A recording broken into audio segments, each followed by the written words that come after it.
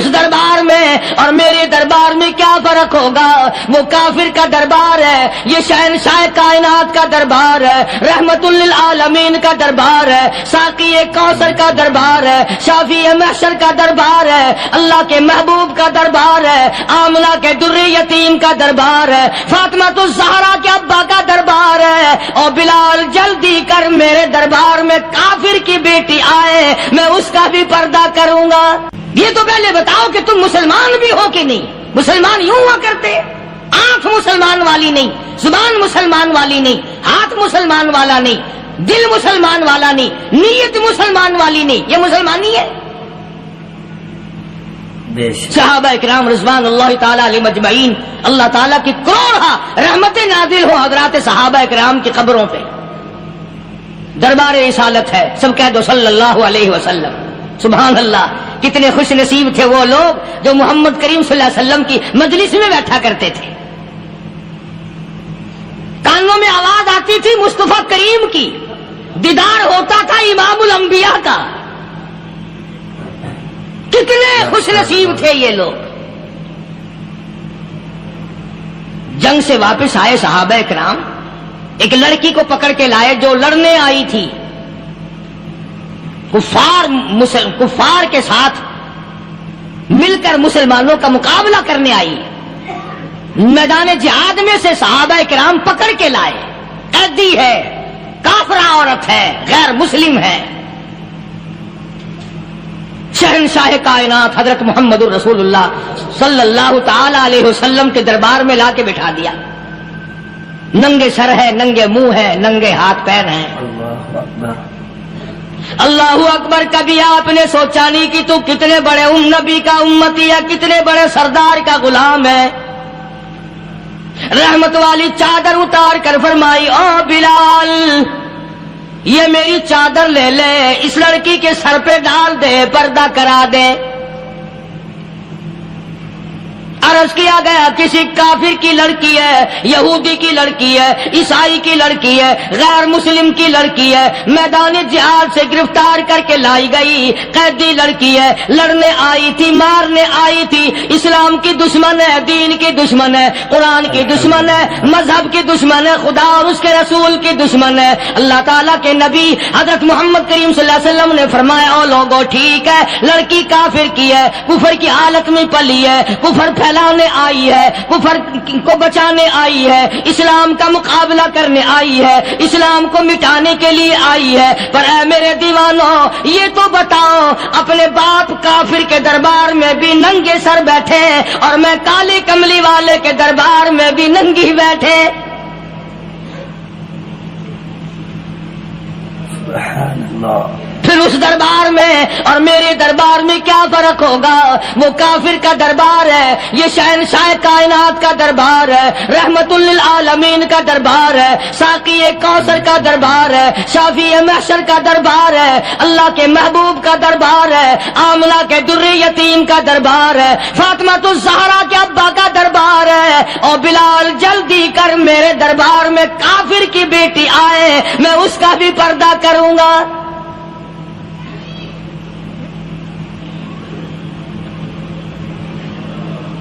حضرت بلال رضی اللہ تعالی عنہ نے ذرا ایک اور لطیف سی بات ہے، تھوڑی سی باریک سی، اگر آپ سوچیں، لڑکی ہے تو کافرہ، لڑکی ہے تو بے دین، ہے تو اسلام کے دشمن۔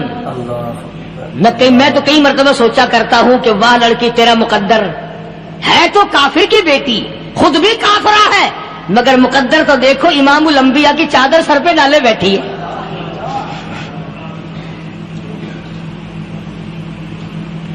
سوچیں یہ چیزیں، ہمارے دماغ یہاں تک کہاں رسائی کرے؟ میرا تو دل چاہتا اگر میں ہوتا اس کافر بیٹی کی پاؤں دھو کر پی لیتا۔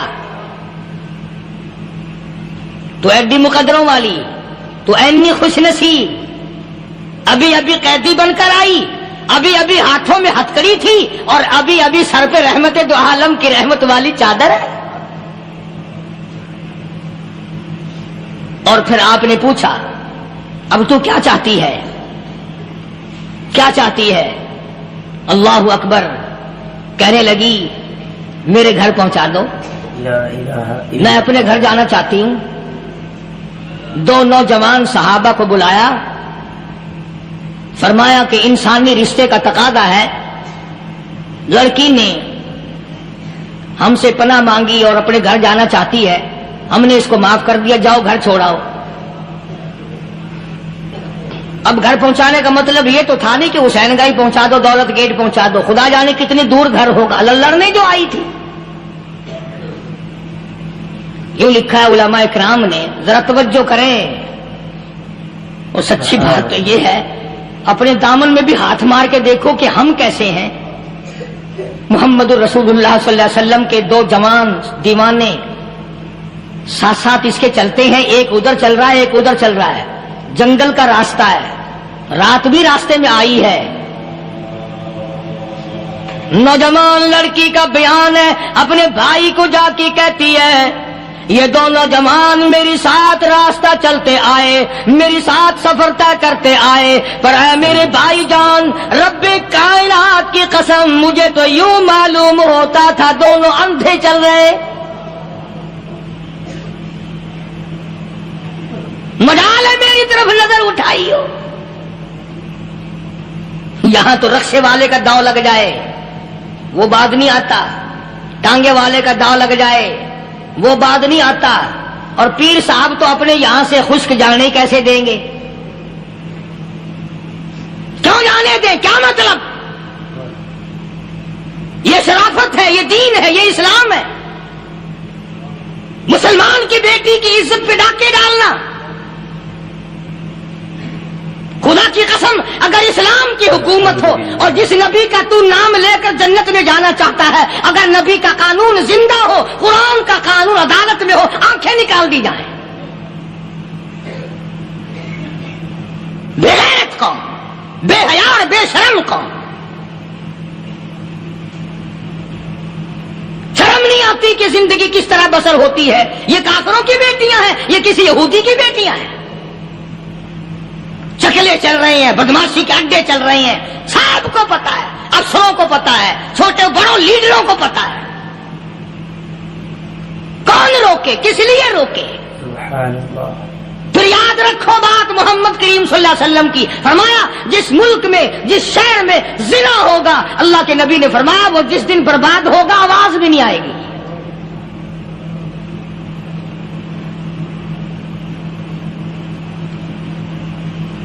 مسلمانوں کے یہاں سے ہو کر دربار نبوت سے چل کر رحمت دو عالم صلی اللہ تعالی علیہ وسلم کی چادر اوڑھ کر لڑکی اپنے گھر پہنچی. بھائی نے پوچھا بتا مسلمانوں نے تیرے ساتھ کیا برتاؤ کیا؟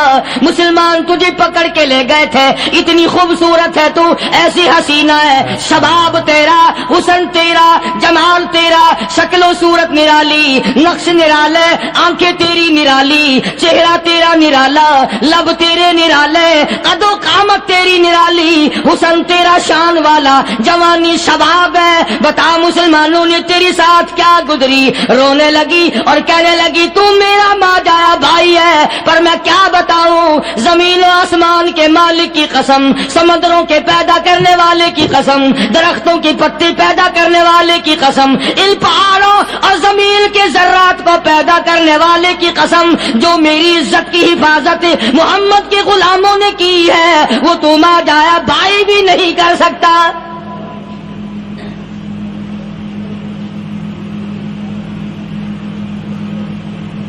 صداقت صداقت ہوتی ہے, حقیقت حقیقت ہوتی ہے, چھپتی تو نہیں.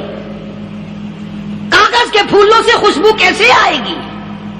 پلاسٹک کے پھول گلاب کے بنا کر سرانے میں لگانے تو آسان ہے, مگر گلاب کی خوشبو نہیں تم لا سکتے. سبحان اللہ, سبحان اللہ. ارے وہ بھائی بھی تھا تو کافر, پھر بھی مقدروں والا نکلا. انہوں نے تو کفر چھوڑ دیا, اور ہم سے ریت نہیں چھوٹتی, رسمیں نہیں چھوٹتی, ہم سے شرک نہیں چھوٹتا, ہم سے بدعات نہیں چھوٹتی. بھائی کہتا ہے بہن کو, توجہ کرو, کبھی دنیا میں انصاف کی بات کرنے والے لوگ بھی زندہ تھے. کفر اسلام ایک اور چیز ہے, انصاف کی بات تو کہا کرتے تھے. بھائی کہنے لگا بہن سے کہ میری بہن, چادر تیرے سر پہ نبی کی, کالی کملی والے کی چادر تیرے سر پہ ہے، یہ اس کے دیوانے تجھے ساتھ لے کے آئے ہیں اور انہوں نے تیری عزت اور آبرو کی حفاظت کی ہے، تو یہ بتا کلمے سے خالی آئی؟ ایسے دربار سے خالی آ گئی؟ ماشاءاللہ کھلانا لوٹ رہا وہاں تو خالی تو نہیں آ گئی؟ بہن کہنے لگی کہ ہاں خالی آئی ہوں،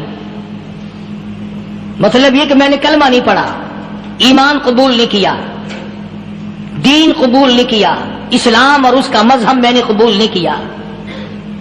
بھائی کہنے لگا تف ہے تجھ پر، تجھے ایسے دربار سے خالی اٹھتے شرم نہ آئی؟ اور دربار رسالت اور خالی آ گئی؟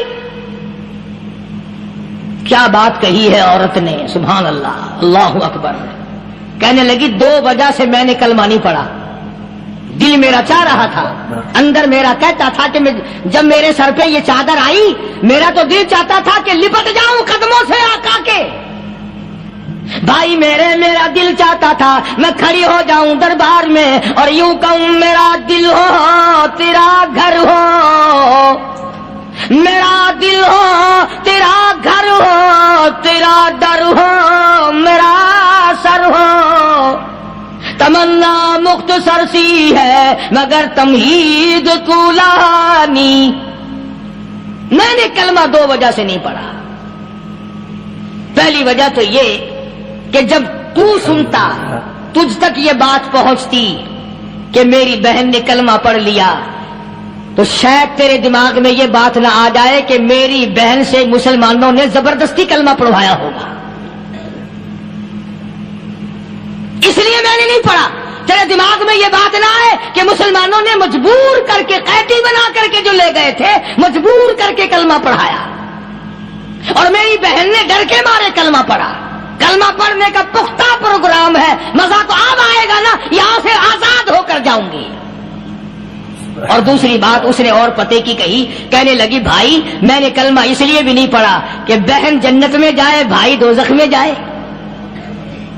اصل میں تجھے لینے آئی ہوں، دونوں چل کر اس دربار کی غلامی کریں گے۔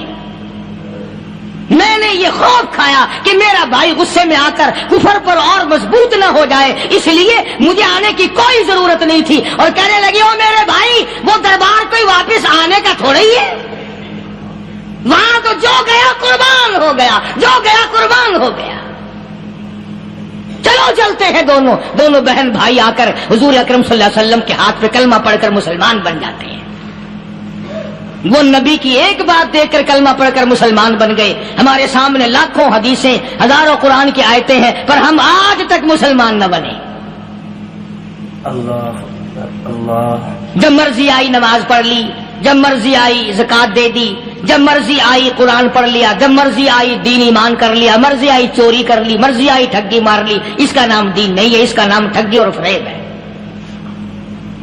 اس لیے قرآن کریم نے للکار کی کہا تأمرون الناس بالبر وتنسون انفسکم وانتم تتلون الکتاب۔ دوسروں کو اسلام کا نام لیتے ہو، دوسروں کے سامنے مسلمان بنتے ہو، حالانکہ تم کتاب پڑھتے ہو اللہ کی۔ افلا تعقلون، سوچتے کیوں نہیں ہو کہ تم کدھر چلے ہو؟ کیا پروگرام بنائے بیٹھے ہو؟ زندگی کا لاہ عمل یہ تو نہیں ہونا چاہیے جو تم نے بنایا ہوا ہے۔ اور آگے فرمایا تأمرون الناس بالبر وتنسون انفسکم وانتم تتلون الکتاب افلا تعقلون واستعینوا بالصبر والصلاة۔ اگر تکلیف آئے، پریشانی آئے، کوئی مصیبت آئے تو صبر اور نماز کے ساتھ قائم رہو، یعنی صبر نماز کے بغیر حاصل نہیں ہوگا، اور نماز قبول ہوگی تو صبر خود بخود آ جائے گا۔ چنانچہ اللہ والوں کی زندگی کا مطالعہ کرو، کتابیں اور حالات پڑھ کر کے دیکھو کہ انہوں نے ساری عمر میں ایک ایک نماز بھی ضائع نہیں ہونے دی، تمام عمر میں ایک ایک نماز ضائع نہیں ہونے دی۔ اور ہم لوگوں کی جوانی یوں ہی بیت جاتی ہے، جوانی یوں ہی گزر جاتی ہے، اسی کو کہتا ہے کہ کچھ نہ پرواہ کی میرے دین کی، آج میں تمہاری پرواہ کیسے کروں؟ وَإِنَّهَا لَكَبِيرَةٌ إِلَّا عَلَى الْخَاشِعِينَ۔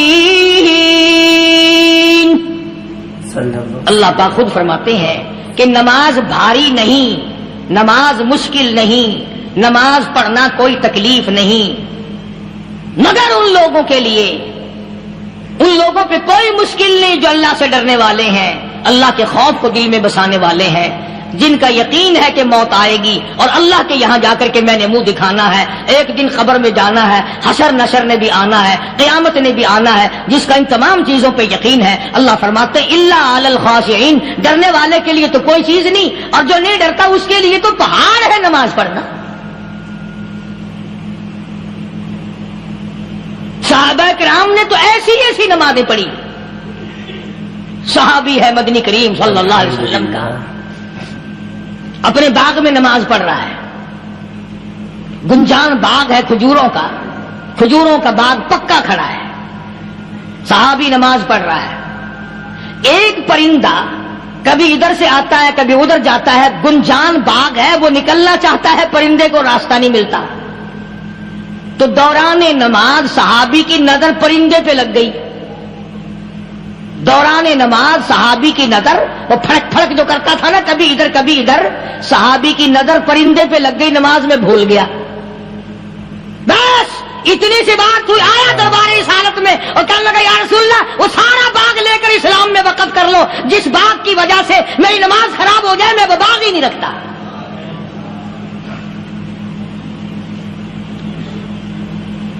ہمارے یہاں بھی کوئی عظمت ہے نماز کی، کون پرواہ کرے؟ ان لوگوں کے یہاں تمام کا تمام نظام دین کا اپنا بنایا ہوا نہیں، جو دربار رسالت صلی اللہ علیہ وسلم سے نظام ملا نماز کا، انہوں نے صحیح معنوں میں وہ قائم کیا۔ کیسی مشکل میں ہوئے، کہیں بھی ہوئے، جس حالت میں بھی ہوئے، نماز پڑھنی ہے، ادا کرنی ہے۔ چنانچہ ان کی نمازوں میں اتنی برکت تھی، سیدنا امیر معاویہ رضی اللہ تعالی عنہ کی حکومت ہے، صحابہ کرام ابھی زندہ ہیں، افریقہ کے گھنونے جنگل میں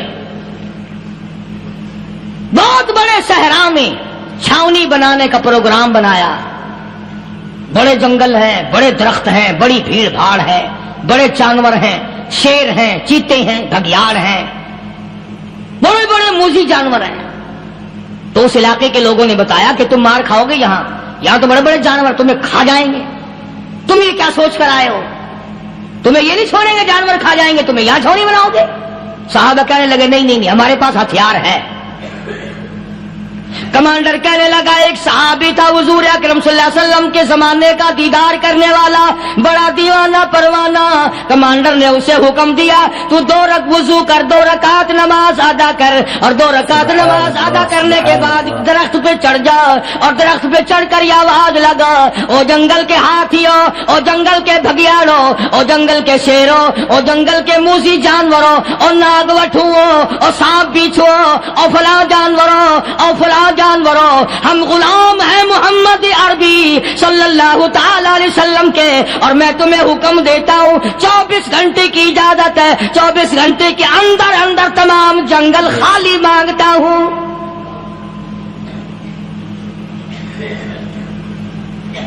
ماشاء اللہ نافذ کر دیا حضور کے غلام نے، ہاتھیوں پہ، جانوروں پہ، چیتوں پہ، بھگیاڑوں پہ، شیروں پہ، اور اعلان کا رخ دیکھیں آپ، کہا کہ 24 گھنٹے کے بعد جو ملے گا اسے قتل کر دیا جائے گا۔ اب اگر ہم میں سے وہاں کوئی ہوتا، کہتے ہو بڑے پاگل ہیں بھائی، کس سے باتیں کر رہے ہیں؟ ہاتھیوں سے باتیں ہو رہی ہیں، چیتے اور شیروں سے باتیں ہو رہی ہیں، بھگیاڑوں سے گپیں ہو رہی ہیں، لے جاؤ پاگل خانے میں۔ مگر یہ بات نہیں، صحابہ جانتے تھے شیر بھی اس کی مخلوق ہے، چیتا بھی اس کی مخلوق ہے، بگیاڑ بھی اس کی مخلوق ہے، ہاتھی بھی اس کی مخلوق ہے، اور ہم اس کے دیوانے ہیں، ہم اس کے بندے ہیں۔ جب اس کا ہی حکم نافذ کرنے کے لیے ہم نکلے ہیں، اب ہمارے سامنے کوئی چیز ٹھہر نہیں سکتی۔ تاریخ شاہد ہے، گیبن مورخ انگریز لکھتا ہے، امریکہ کا بہت بڑا پروفیسر تور آندرے انگریز مورخ لکھتا ہے کہ صحابی کی یہ بات سن کر جنگل میں کھلبلی بچ گئی، جانوروں میں شور مچ گیا، چیتے گھگیاڑ اور طوفان مچ گیا، شور مچاتے ہوئے تمام کے تمام نے جنگل خالی کر دیا۔ مسلمان، جب تیرے اندر ایمان تھا، جب تیرا قرآن پہ ایمان تھا، جب تیرا نبی پاک صلی اللہ علیہ وسلم پہ ایمان تھا، جب تیرا حضور کی رسالت پہ ایمان تھا، جب اللہ کی توحید پہ تیرا ایمان تھا، اور تیرا مقابلہ شیر نہیں کر سکتا تھا، تیرا مقابلہ چیتا نہیں کر سکتا تھا، آج ایمان پلے ہے نہیں، آج تو ڈر کے مارے مر رہا ہے اور مرے گا۔ الحمدللہ۔ ایک صحابی جنگل میں راستہ بھول گیا اور بھول کر اور زیادہ صحرا میں جنگل میں نکل گیا۔ دیکھتا کیا صحابی سامنے سے شیر آیا، صحابی نے تو شیر کو دیکھ لیا اور شیر نے صحابی کو دیکھ لیا۔ اب شیر حملہ کرنے کا ارادہ کر رہا، سامنے ہے۔ اللہ اکبر، اللہ اکبر۔ صحابی نے للکار کر آواز دی، اور جنگل کے شیر، او جنگل کے شیر، کیا تو ان آنکھوں کو چیرنے کا ارادہ کرتا ہے جو آنکھیں محمد کریم صلی اللہ علیہ وسلم کے چہرے انور کا دیدار کر چکی ہے؟ ان آنکھوں کو پھاڑے گا، اس چہرے کو پھاڑے گا جس نے حضور صلی اللہ علیہ وسلم کا ایک دفعہ نہیں بار بار دیدار کیا ہے۔ تاریخ شاہد ہے، شیر جھکا، صحابی کے قریب آیا اور یوں لکھا ہے کہ آگے بڑھ کر صحابی کے پاؤں چاٹنے لگا، پیر چاٹنے لگا، اور زبان حال سے یوں کہنے لگا، اگر تو ان کا غلام ہے تو میں ان کے غلاموں کا غلام ہوں۔ یہ جو تمہیں کہتے پھرتے ہیں نا، غلام ہے رسول کے غلام ہے، غلام ہے رسول کے غلام ہے، شکل پہ دیکھنا 12 بجے ہوئے ملیں گے۔ بالکل جھوٹ، شکل نہیں غلاموں والی، اخلاق نہیں غلاموں والا، اعمال نہیں غلاموں والے، عقائد نہیں غلاموں والے، سیرت نہیں غلاموں والی، لباس نہیں غلاموں، اور غلام کائے کا؟ بازاروں میں پھرتے ہیں نا، جلوس نکالتے، غلام ہے رسول کے غلام ہے۔ اس گلی سے نکلے، آؤ یار بڑی اچھی فلم لگی، وہاں چلتے ہیں۔ اب غلام فلم میں جا رہے ہیں، اب غلام بدماشی کرنے چلے ہیں۔ تو صحابی نے جب آواز دی، شیر نے جھک کر صحابی کے پاؤں چاٹے، اور یوں لکھا مورخین نے کہ بظاہر یوں کہنے لگا کہ تو راستہ بھول گیا، دم ہلاتا ہوا چلا، صحابی کو راستے میں چھوڑ کے گیا۔ اور مورخین نے یہاں تک لکھا ہے کہ جب صحابی سے شیر واپس ہونے لگا تو بھڑبڑا رہا تھا، گویا صحابی کو اپنی طرف متوجہ کرتا تھا، اور اس کے بعد خوشامدانہ عاجزانہ پہلو سے یہ کہتا تھا کہ او جانے والے، جس کا تو دیدار کرے گا اس کو میرا بھی سلام کہنا، ان کی خدمت میں میرا بھی سلام عرض کرنا۔ کوئی ایک واقعہ نہیں ہے۔ مدینہ منورہ سے شام کے راستے میں شیر آ کر کے بیٹھ گیا، لوگوں کا راستہ بند ہو گیا، کوئی آدھی مدینے پاک میں واپس، اللہ ہر مسلمان کو مدینے پاک کی زیارت نصیب فرمائے۔ ہاں مدینہ بڑی شے ہے، ہاں مدینہ نہ دیکھا تو کچھ بھی نہ دیکھا، ہاں الہی دکھلا دے مدینہ کیسی بستی ہے جہاں پر رات دن مولا تیری رحمت برستی ہے۔ وہ شہر نرالا، وہ گلیاں نرالی، وہ شاہراہیں نرالی، وہ گنبد خضرا نرالا، خدا کی قسم وہاں جو آسمان سے نور برستا ہے وہ بھی نرالا ہی ہے۔ کسی نے آ کر مدینے میں کہا کہ راستے میں شیر بیٹھا ہے، لوگوں کا راستہ روک رکھا ہے۔ عبداللہ بن عمر رضی اللہ تعالیٰ عنہ، صوفی صحابی، کوئی ایسا بہادرانہ کام کرنے والا بھی نہیں، لاٹھی نہیں مانگتا، تلوار نہیں اٹھاتا، نیزہ نہیں اٹھاتا، تیر نہیں لیتا، گولی کا سامان نہیں، تیر و تلوار کا سامان نہیں، کوئی چیز نہیں، بے دھڑک بے جھجک جا کر شیر کا کان پکڑ کے مروڑ کے صحابی کہتا ہے تجھے کس نے اجازت دی حضور کے غلاموں کا راستہ روکنے کی؟ تجھے شرم نہیں آتی؟ تو سرکار مدینہ کے غلاموں کا راستہ روکے بیٹھا ہے۔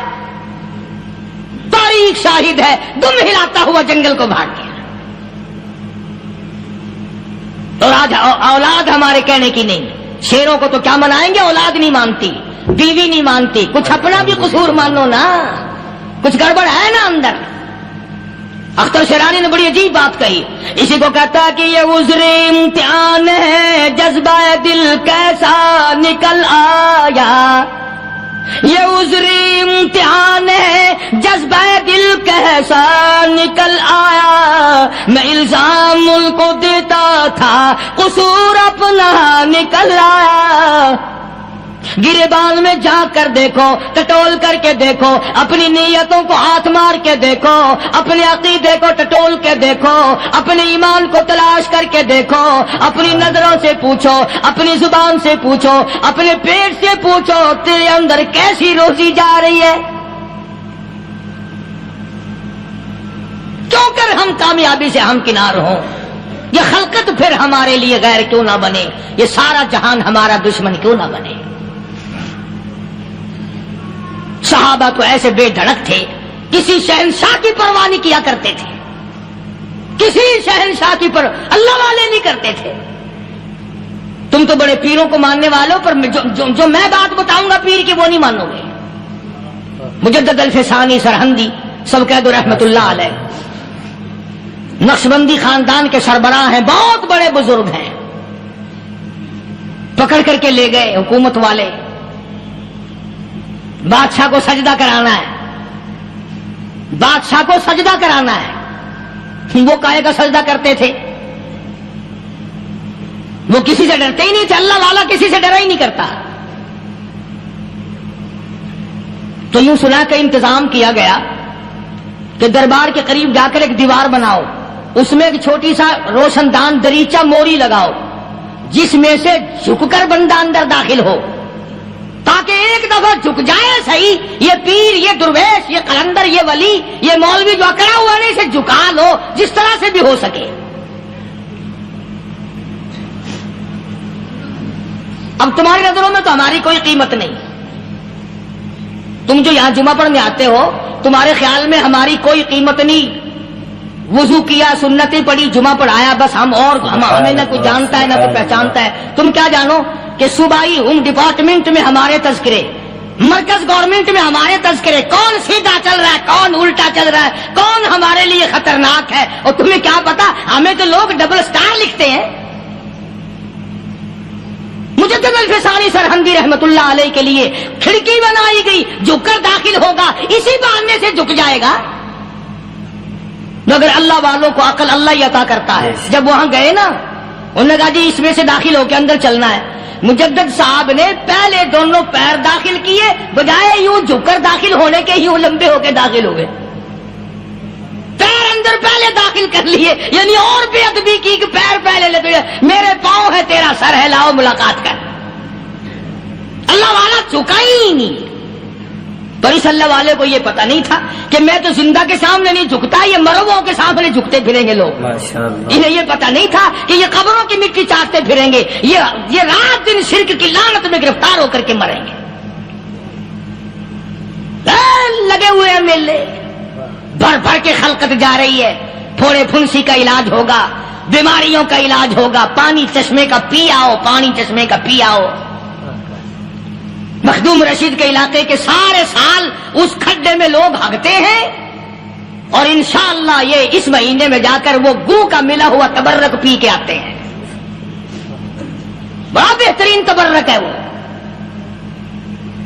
نوح علیہ السلام کی قوم نے کشتی پخانہ کر کر کے بھر دی تھی نا، حضرت نوح علیہ السلام اللہ کے حضور میں رو پڑے، فرمایا دیکھ میرے رب، تو نے حکم دیا، کہاں سے لکڑیاں لایا، چختے چیرے، تختوں کو جوڑا، اتنی محنت کی، میں نے کشتی بنائی اور ان ظالموں نے ہگ ہگ کے بھر دی۔ فرمایا میرے نو گھبرانا، اگر انہی سے نہ چٹوا دوں تو میری خدائی کیا ہوئی؟ گھبرانا، 950 سال مار کھانے والے پیغمبر، میں تیرا ساتھی ہوں، تو کیوں گھبرایا؟ تو کانوں تک لبا لب پخانا کر کر کر کے بھر دی، قوم میں بیماری پھیل گئی۔ جو عورت چلے کہاں چلی کہ نوح علیہ السلام نے کشتی میں پخانا کرنے چلی، جو بڈھا پرانا پیپا جائے، بڑے میاں کہاں جا رہے ہو؟ کشتی میں پخانا کرنے چلا ہوں۔ اللہ میاں نے خارش کی بیماری بھیج دی، ہو چھوٹے بڑے امیر غریب جوان بوڑھے مرد اور پھرے آگا پیچھا کھجاتے ہوئے کسر کسر کسر کسر تنگ ہو گئے سارے. وہ ایک بڈھا بڑا خارش کا مارا ہوا تنگ بیمار بھی بعد نہ آیا. وہ کشتی کے کنارے پہ بیٹھ کے پخانہ کرنے لگا نا, پیر پھسل گیا دھڑم اندر تبرک کے. اب وہ ساری جان لتھڑ گئی, سارا سن گیا.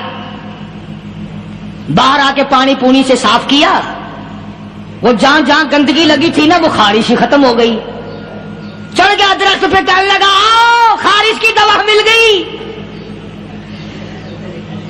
بیماری کا علاج مل گیا, آؤ مفت.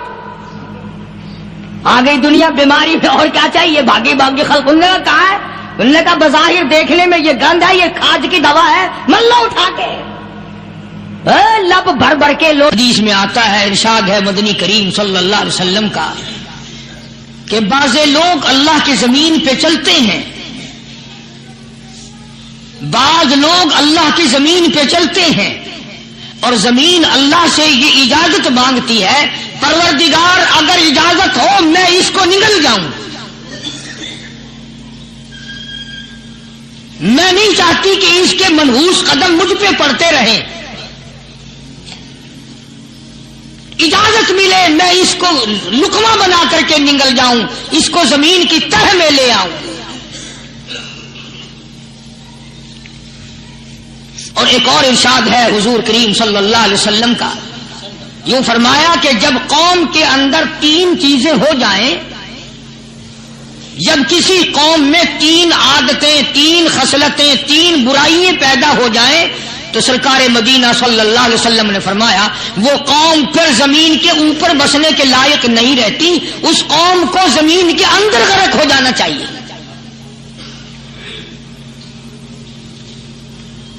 وہ کون سی باتیں ہیں؟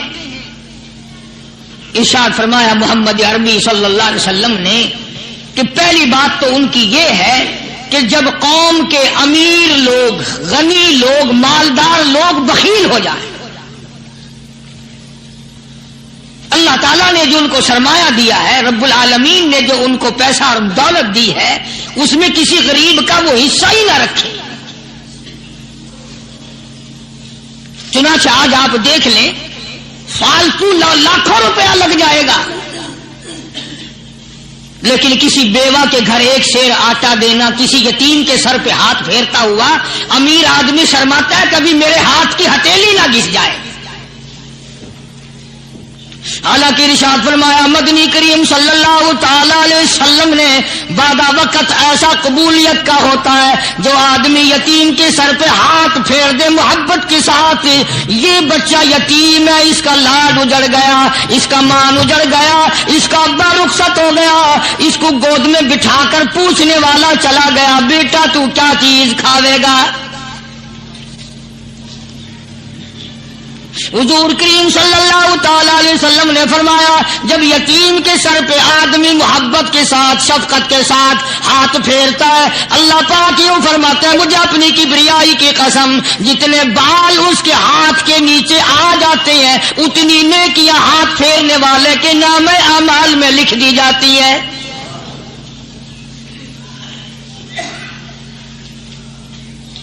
مگر ہمارے یہاں دستور نہیں, غریب کو مارو اور نیچا کرو اسے. جناب مدنی کریم صلی اللہ تعالی علیہ وسلم تشریف لے جا رہے ہیں, راستے میں کچھ بچوں کو کھیلتے ہوئے آپ نے دیکھ لیا, بڑے خوشی سے چھلانگے لگا رہے ہیں, بچے کھیل رہے ہیں. ایک بچہ دیوار کے ساتھ بالکل مونچھا غمزدہ پریشان کھڑا ہے. حضور کریم صلی اللہ تعالی علیہ وسلم کی نگاہ مبارک اس بچے پہ پڑ گئی. آپ نے قریب تشریف لا کر اس سے پوچھا او بچے, سارے بچے کھیل رہے ہیں تو کیوں نہیں کھیلتا؟ کہنے لگا میرا کھلانے والا دنیا سے چلا گیا, کیسے کھیلوں, ابا نہیں اماں نہیں, ہر وقت پریشان رہتا ہوں, لوگوں کے دروازوں پہ چوکھٹوں پہ دھکے کھاتا ہوں. آپ مدنی کریم صلی اللہ تعالی علیہ وسلم نے رحمت والے ہاتھ سے اس یتیم کی انگلی پکڑی اور اپنے ساتھ پیار کرتے ہوئے تشریف لے آئے. فرمایا جناب عائشہ صدیقہ رضی اللہ تعالی عنہا سے, اللہ والی آج اللہ پاک نے تجھے بڑی غنیمت بخشی ہے, بڑی دولت دی ہے, عید کا دن ہے, میں عید کی نماز کے لیے جا رہا تھا, بچے سارے خوشیاں منا رہے تھے, یہ بچہ دیکھا میں نے بڑا غم زدہ کھڑا تھا, بڑا پریشان کھڑا تھا. اب میں نے اس سے پوچھا عید کا دن ہے تو خوشی کیوں نہیں مناتا؟ بچہ نے جواب دیا میری خوشی منانے والے دونوں ہی چلے گئے.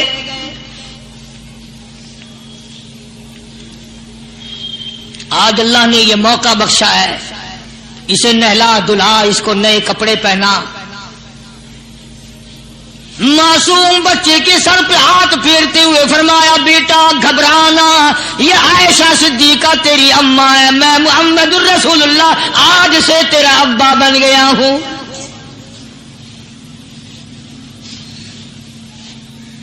نہلایا دھلایا, کھلایا پلایا, ہنسایا, اسے بلایا, ساتھ لے کر خدائی فیصلہ سنو, اللہ کے قرآن کا فیصلہ سنو, اللہ کے کلام کا فیصلہ سنو.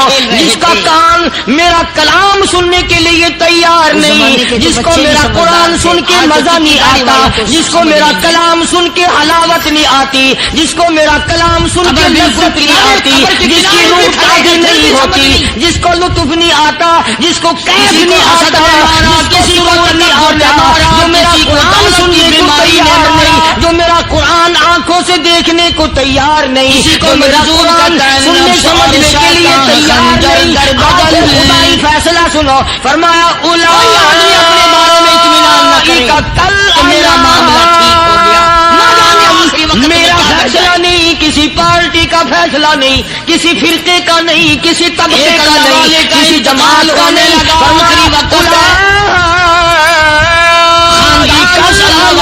چاروں طرف بیٹھا ہوا مریدین بیٹھے ہوئے ہیں, مالک کو خالق کا طلقہ بیٹھا ہوا, کی قسم یہ سامنے جانور ہے, اس کی زبان سے ایک بات نکلتی ہے, ابھی نہیں, جو ایک دوسرے کو چیر پاڑ کر کھاتے ہیں, یہ درندے ہیں جو ایک دوسرے کا خون پیتے ہیں,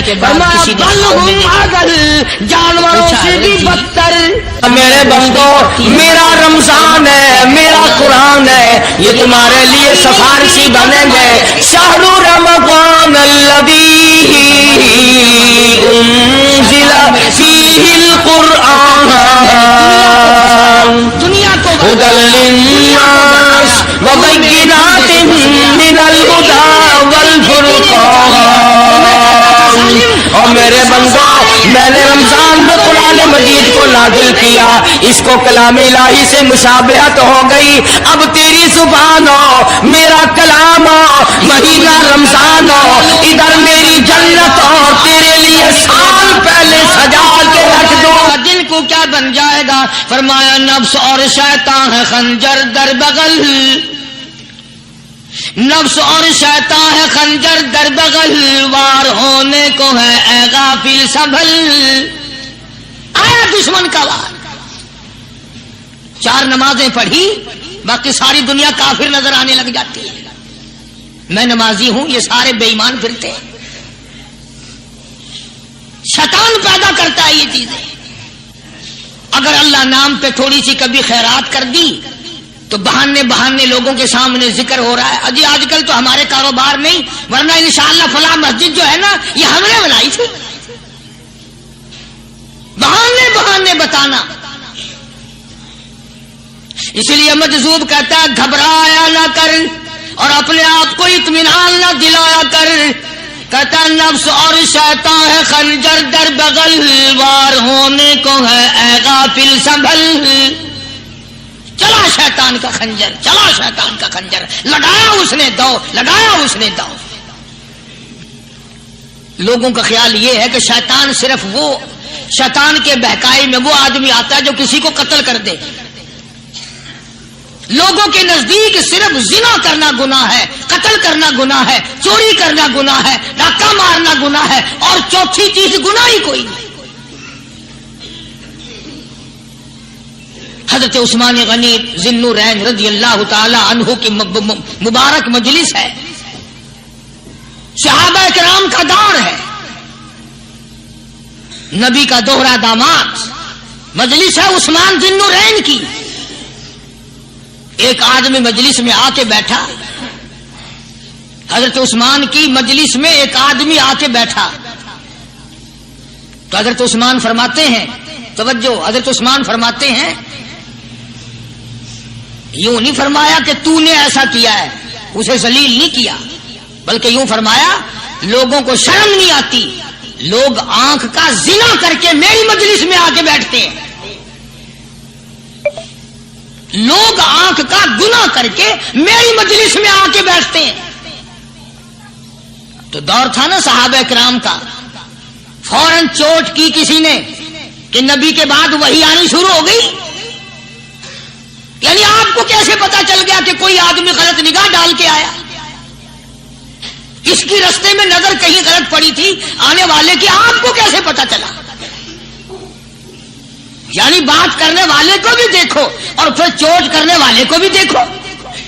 تو حضرت عثمان رضی اللہ تعالیٰ عنہ نے فرمایا، بھائی پاک مجلس میں اگر ایک تولا بھی کوئی پخانہ لے کر آ جائے تو بدبو تو آ ہی جائے گی نا.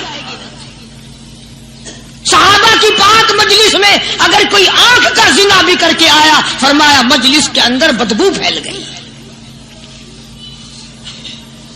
تو اللہ والوں کی مجلس ہے اور اللہ والوں کی رفاقت ایک بہت بڑی چیز تھی. کبھی لوگ حاصل کیا کرتے تھے، اب تو ہر آدمی پیر ہے، ہر آدمی لیڈر ہے، ہر آدمی چودھری ہے، ہر آدمی بڑا بنا ہوا ہے، چھوٹا ہم میں کوئی ہے ہی نہیں.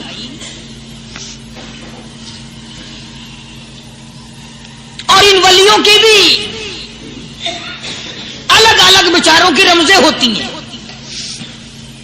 علماء کرام نے لکھا ہے، حضرت خواجہ باقی باللہ رحمت اللہ علیہ دلی میں مزار ہے، بہت بڑے بزرگ گزرے ہیں.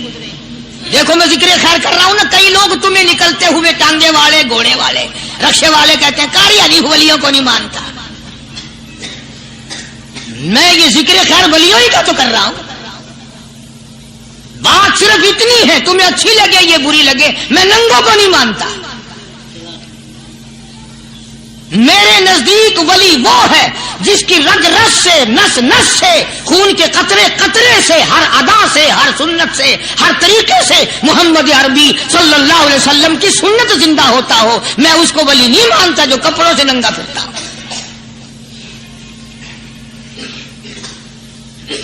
خواجہ باقی باللہ رحمت اللہ علیہ کو بھٹیارے نے دیکھا، ایک تباہی تندور والا. حضرت خواجہ صاحب کو دیکھا کہ جامع مسجد دلی کے پیڑیوں پہ، سیڑھی پہ کبھی چڑھتے ہیں، کبھی اترتے ہیں، کبھی چڑھتے ہیں، کبھی اترتے ہیں، پریشانی کا عالم. تو تباہی تو ضرور تھا، بھٹیارا تو تھا، مگر تھا تو دلی کا. وہ سمجھ گیا کہ حضرت کو کوئی پریشانی ہے. پہنچا اور جا کے کہنے لگا، حضرت کیا بات ہے، آج رات کافی گزر گئی ہے، آرام فرماؤ، کبھی چڑھتے ہو کبھی اترتے ہو، پریشانی کیا پریشانی ہے؟ فرمایا 4 مہمان ہیں، کھانا کھلانا ہے، میرے پلے کچھ نہیں. اندازہ لگاؤ، ابھی ابھی ولی یہ کہہ رہا کہ میرے پلے ڈھیلا دمڑی کچھ نہیں، 4 مہمان ہیں، شرمندہ ہوں ان کو کھانا کھلانے کے لیے. تو وہ کہنے لگا، حضرت یہ کون سی فکر کی بات ہے، میں بھی لاتا ہوں. وہ کھانا لایا اور حضرت کے مہمانوں کو کھانا کھلایا. کھانا کھا لیا، فارغ ہو گئے. دیکھو ولی کی بات، ابھی تو کہتا تھا کہ روٹی نہیں ہے، اور ابھی ابھی وہی ولی کہتا ہے بٹیارے کا ہاتھ پکڑ کے مانگ کیا مانگتا ہے، مانگ کیا مانگتا ہے. اب تیرے جیسا اگر وہاں ہوتا تو کہتا کہ جی کوئی گورنری شرمندری دلاؤ، اسمبلی کی ممبری دلاؤ. کوئی تھوڑے علاقے کا ڈھیر سیاح ہویا تو آخیا کہ جی میں کو بئی پر نہ دو، پہلی پرانی تھی گئی ہے، ہوں میں کو کوئی نوی لاوی چا پر نہ ہو. یہ شے منگنی ہے، اور کیا منگے. خواجہ باقی باللہ رحمت اللہ علیہ بٹیارے کا ہاتھ پکڑے کھڑے ہیں، فرمانے لگے مانگ کیا مانگتا ہے. وہ تباہی بھی دلی کا تھا نا، کہنے لگا حضرت بس اللہ کا دیا سب کچھ ہے، بس آپ رہنے دیں. فرمایا نہیں مانگتا ہے. اس نے کہا حضرت پھر اگر دینے پہ آئے ہو نا، اور اگر اتنا ہی دریائے کرم جوش میں ہے اور آپ دینے کا جذبہ لیے ہوئے ہیں، پھر مجھے اپنے جیسا بنا دو، اپنے جیسا بنا دو. کیا مانگا ہے؟ مجھے اپنے جیسا بنا دو. فرمایا نہیں برداشت کر سکے گا. تو کہنے لگا پھر پوچھتے کیوں ہو کیا مانگتا ہے؟ جب دینا ہی کچھ نہیں تو پوچھتے کیوں ہو؟ اگر دینے پہ آئے ہو اپنے جیسا بنا دو. یوں لکھا ہے کہ خواجہ باقی باللہ نے اس بٹیارے کو اپنے سینے سے لگا کر کے تھوڑا سا دبایا تھا، پٹاخ کر کے روح نکل گئی بٹیارے کی. بلا جو تجلیات خدا بندی بتدریج آہستہ آہستہ سینے میں آئے تھے، ان کا کرنٹ وہ یکدم برداشت کیسے کرتا؟ میرا عرض کرنے کا مقصد یہی ہے کہ ہم لوگ اپنے آپ کو کب سنبھالیں گے، اور وہ کون سا وقت آئے گا کہ ہم اس بات کے قائل ہوں گے اور تسلیم کریں گے کہ جو کرتا ہے خدا کرتا ہے، بندہ کچھ نہیں کر سکتا. تو میں نے اس لیے عرض کیا، مجذوب کہتا ہے نفس اور شیطان ہے خنجر در بغل، نفس اور شیطان ہے خنجر در بغل، وار ہونے کو ہے اے غافل سنبھل.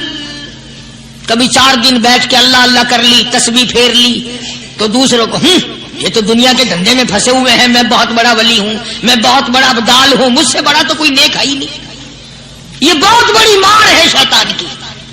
اسی کو کہتا ہے کہ نفس اور شیطان ہے خنجر در بغل، وار ہونے کو ہے اے غافل سنبھل.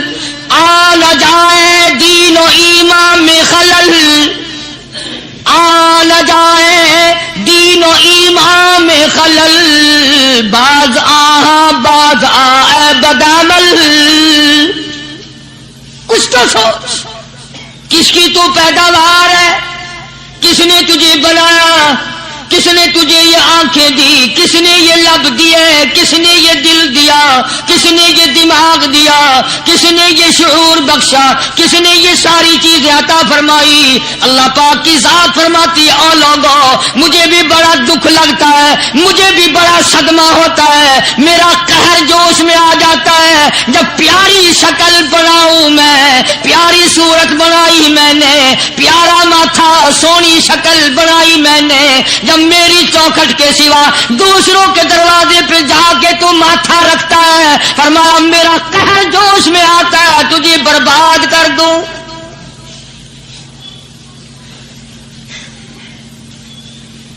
سب کچھ میں نے دیا، سب کچھ میں نے بخشا، اور پھر بھی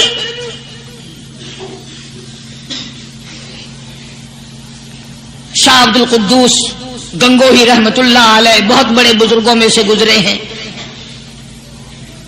بہت بڑے اللہ والے تھے. ایک راستے سے گزر رہے ہیں، مریدین ساتھ ہیں،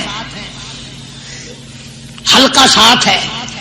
راستے میں ایک گندگی کا ڈھیر پڑا ہوا تھا، بدبو آ رہی تھی. تو شاہ عبد القدوس نے اپنے حلقے اثر کے لوگوں سے اور مریدوں سے کہا ٹھہر جاؤ. حالانکہ لوگ ناک پہ کپڑا رکھ کر جلدی گزرنا چاہتے تھے، بدبو سے بچنے کے لیے تیز رفتار وہاں سے گزرنا چاہتے تھے، مگر شیخ کے کہنے پر کھڑے ہو گئے.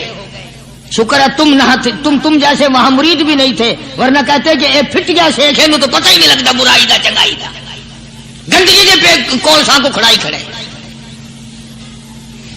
شاہ عبد القدوس رحمت اللہ علیہ گنگوئی رحمت اللہ علیہ نے فرمایا او لوگوں، یہ گندگی، یہ پخانہ، یہ افولت والی چیز تمہیں ایک سبق دے رہی ہے. بڑے حیران ہوئے کہ گندگی سبق دے رہی ہے کہ ہاں یہ بدبو کا ٹھکانہ یہ سبق دے رہا ہے کہ ہاں یہ ایک سبق تمہیں پڑھا رہا ہے. اور وہ کیا؟ شیخ فرمانے لگے یہ گندگی تم سے کہتی ہے او لوگوں، کل سے پہلے میں مٹھائی کی صورت میں حلوائی کی تھال میں رکھا ہوا تھا، جو دیکھتا تھا اس کے منہ میں پانی آ جاتا تھا. حلوے کی صورت میں تھا، جلیبی کی صورت میں تھا، امرتی کی صورت میں تھا.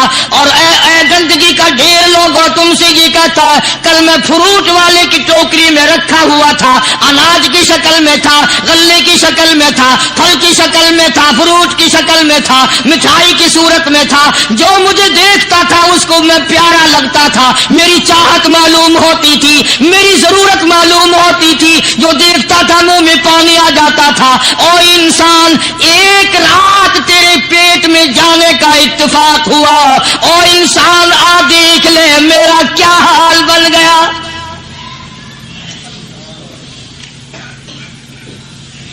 ایک رات تو تیری صحبت میں رہا ہوں، ایک رات تیرے اندر ٹھہرنے کا اتفاق ہوا، دیکھ میرا کیا حال بن گیا۔ ہر شخص مجھ سے نفرت کرتا ہے، مجھ سے بدبو کی وجہ سے نفرت کرتا ہے، ناک پہ کپڑا رکھتا ہے، میرا کیا حال بن گیا۔ اور بندے، تجھے 40 50 60 سال گزر گئے، تو نے اپنے اندر خوشبو پیدا کرنے کی کوشش نہ کی۔ تعالیٰ عنہ جیسے بہادر فرمانے لگے، جو یوں کہے گا میرے نبی فوت ہو گئے، میں اس کی گردن اتار ماروں گا۔ میرا نبی فوت نہیں ہو سکتا، میرا نبی دنیا سے نہیں جا سکتا، میرا نبی ہمیشہ ہمیشہ کے لیے رہے گا۔ لیکن جناب ابو بکر صدیق نے قرآن کریم کی آیت سنا کر کے سمجھایا، فرمایا وما محمد الا رسول قد خلت من قبلہ الرسل۔ اور لوگوں، ہر نبی آئے رخصت ہو گئے، ہر نبی آئے رخصت ہو گئے۔ دنیا نہ پائیدار جگہ ہے، عارضی زندگی، مستعار زندگی، نہ پائیدار زندگی، فانی زندگی ہر کوئی لے کے آتا ہے، جب جانے لگتا ہے تو پتہ بھی نہیں چلتا۔ اس لیے مجذوب کہتا کہ سونے چاندی کی چمک بس دیکھنے کی بات ہے، سونے چاندی کی چمک بس دیکھنے کی بات ہے، اور 4 دن کی چاندنی پھر اندھیری رات ہے، قبر میں ہمیشہ اندھیرا رہے گا۔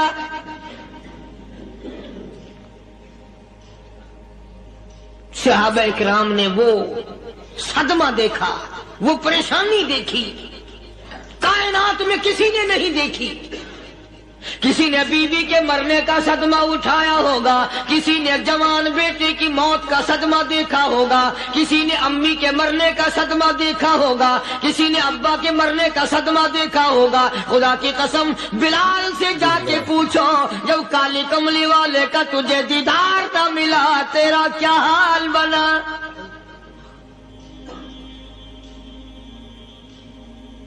صحابہ اکرام نے وہ عشق نبھایا، کمال کر دیا۔ بڑے سے بڑی مصیبت آئی، اسلام کا سودا نہیں، ایمان کا سودا نہیں، دنیا کی طرف آئے ہی نہیں۔ کون ان حضرات کا مقابلہ کرے گا؟ کئی لوگ کہہ دیتے ہیں جی صحابہ انسان تھے، ان سے بھی غلطی ہو، میں ٹھیک ہے، میں کہتا ہوں تھے تو انسان، پر یہ دیکھو شاگرد کس کے ہیں۔ صحابہ ہیں تو انسان، پر یہ اندازہ لگاؤ مرید کس کے ہیں۔ صحابہ ہیں تو انسان، پر یہ سوچو کہ یہ مقتدی کس کے ہیں۔ صحابہ ہیں تو انسان، پر یہ دیکھو صحابہ اگر سپاہی ہے تو کالی کملی والا کمانڈر ان چیف ہے۔ براہ راست محمد عربی صلی اللہ علیہ وسلم کے صحابہ شاگرد ہیں، صحابہ حضور کے مرید ہیں، صحابہ حضور کے مقتدی ہیں، صحابہ حضور کی فوج کے سپاہی ہیں۔ ایک ایک نے کمال کر دیا۔ جناب ابو بکر صدیق رضی اللہ تعالیٰ عنہ فرماتے ہیں، میں اچانک محلے میں جا نکلا۔ ابو بکر کہتا میری یہ عادت تھی، شروع پہ جو اسلام آیا مکے میں، چودھری مارتے ہیں، رئیس مارتے ہیں، سردار مارتے ہیں، کمزوروں کو مارتے ہیں۔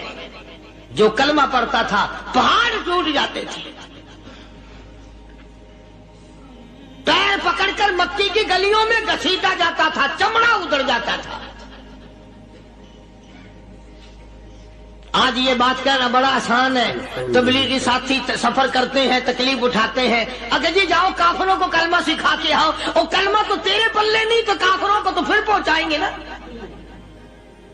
80 سال کی عمر ہے، کلمہ صحیح نہیں آتا،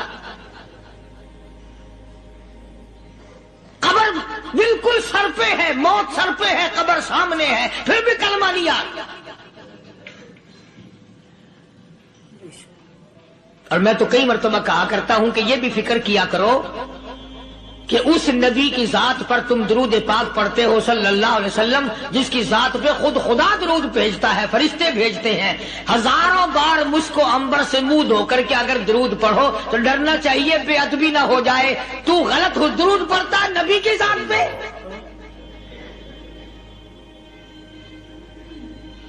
اور اس کو صحیح کرنے کا فکر نہیں رکھتا۔ چنانچہ ابو بکر صدیق رضی اللہ تعالیٰ عنہ چکر لگاتے لگاتے ایک محلے میں جا نکلے، وہاں جا کے دیکھا ایک نوجوان ہے، غریب صحابی، نادار صحابی، مفلس صحابی، کافر کا غلام ہے، کالی کملی والے صلی اللہ علیہ وسلم کا کلمہ پڑھتا ہے، کافروں نے پکڑ کر گرم گرم ریت پہ اوندا کر کے لٹایا ہوا ہے، اور کئی کافر اس صحابی کی کمر پہ چڑھ کر لتاڑ رہے ہیں، اس کی کمر پہ چڑھے ہوئے ہیں۔ جناب ابو بکر صدیق رضی اللہ تعالیٰ عنہ فرماتے ہیں میں نے دور سے دیکھا، میں سمجھ گیا کوئی غریب آدمی ہے، جب میں قریب گیا فرماتے ہیں میری آنکھ نے دیکھا ابو فقیہ صحابی، میں نے پہچان لیا، کئی آدمیوں کے لتاڑنے کی وجہ سے، کئی آدمیوں کی کمر پہ چڑھ جانے کی وجہ سے ابو بکر کہتا ہے اتنی لمبی ابو فقیہ کی زبان باہر نکل آئی، منہ سے زبان باہر لٹکی ہوئی ہے، مار رہے ہیں کافر۔ جناب ابو بکر صدیق رضی اللہ تعالیٰ عنہ نے فرما دیا نہ مارو، اللہ کا بندہ ہے۔ وہ کہنے لگے بندہ تو اللہ کا ہوگا، غلام ہمارا، اور کلمہ اس نبی کا پڑھتا ہے، ہمارا غلام ہو کر کلمہ پڑھتا ہے، کیوں؟ جب تک جان سے نہ مر جائے گا ہم چھوڑیں گے نہیں، ہم اسے ختم کر کے دم لیں گے۔ اس نبی کا کلمہ پڑھتا ہے، ہمارے سامنے پڑھتا ہے۔ جناب ابو بکر صدیق رضی اللہ تعالیٰ عنہ نے منع کر دیا، منع کرنے میں اور زیادہ مچر گئے، اور زیادہ خرمستی کرنے لگے۔ ابو بکر فرماتے ہیں میں بالکل قریب کھڑا تھا، ظالموں نے ابو فقیہ کی پسلیوں پہ، کمر پہ چھلانگیں لگانی شروع کر دی۔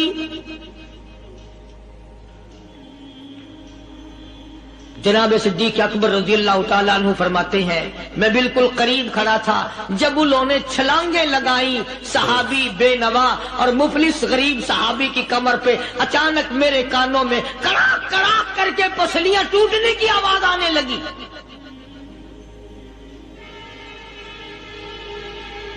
میرے سے برداشت نہ ہوا، میں برداشت نہ کر سکا۔ جناب ابو بکر رضی اللہ تعالیٰ عنہ فرماتے ہیں میں نے کہا ظالمو سودا کر لو، میں خرید لوں گا۔ انہوں نے جو منہ مانگے، دام مانگے، جناب ابو بکر صدیق رضی اللہ تعالیٰ عنہ نے وہ دام دے دیے، پیسے دے دیے۔ ہاں ہاں، غریب کی ہمدردی کی، مظلوم کی ہمدردی کی۔ آج ہمارے پاس جو پیسہ ہے وہ کنجری پہ خرچ ہو سکتا ہے، بدماشی پہ خرچ ہو سکتا ہے، ٹیپ ٹلو اور فیشن پہ خرچ ہو سکتا ہے، اللہ کے دین پہ خرچ کرنے کی ہمیں توفیق نہیں ہوتی۔ دوستو امید ہے کہ آپ کو جناب حضرت مولانا قاری حنیف ملتانی صاحب کا بیان پسند آیا ہوگا۔ کمنٹ کر کے بتائیں کہ آپ کو بیان کیسا لگا۔ اگر بیان اچھا لگا ہو تو ہماری ویڈیو کو لائک کریں، شیئر کریں اور چینل کو سبسکرائب کرنا نہ بھولیں۔ ملتے ہیں نیکسٹ ویڈیو میں۔ السلام علیکم ورحمۃ اللہ وبرکاتہ۔